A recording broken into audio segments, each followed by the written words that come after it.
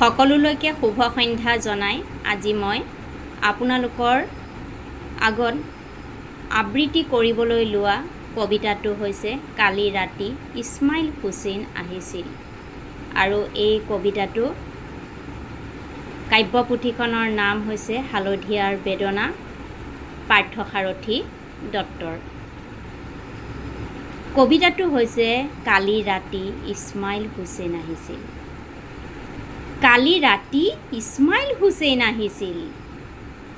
মানুহবোৰ ৰাস্তাত জুম বান্ধি জুমি জুমি চাইছিল। মোৰ ঘৰৰ সেউজীয়া ঘাঁহনি ডৰাৰ পৰা নিয়ৰ খহি পৰিছিল আৰু ফিৰফিৰিয়া বতাহবোৰ আনন্দতে উত্ৰাৱল হৈ নাচি উঠিছিল। কালি ৰাতি ইছমাইল হুছেইন আহিছিল।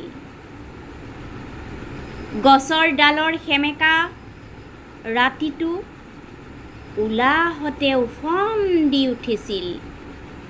গছৰ পাতবোৰে কবিলৈ অপলক দৃষ্টি মেলি চাই আছিল আৰু ঘৰৰ মানুহবোৰে সঘন অনুভূতিৰ তলত বুৰ গৈ পুলকিত হৈ উঠিছিল। কালি ৰাতি ইছমাইল হুছেইন আহিছিল। ধন্যবাদ।